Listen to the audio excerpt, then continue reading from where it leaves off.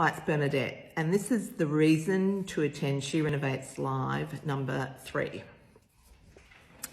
Okay, so everyone thinks about renovating for profit as flipping, and flipping is definitely one strategy, but it is the highest risk strategy, and really it's probably the strategy that has the lowest impact on your wealth and your life, because basically what you're doing is selling the golden goose.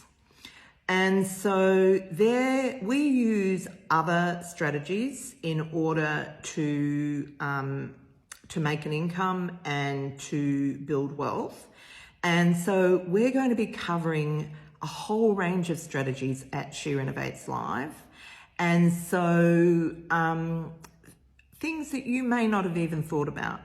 And we'll also have our women sharing their projects so that you get to see it in the flesh. This is not just theory, it's actually happening in people's lives, and you're going to get to see the back end of their projects. So we are almost sold out of our second release of early bird tickets. I think last night I checked there were 12 left before the price goes up. So if you're thinking about booking a ticket, jump in and book it today.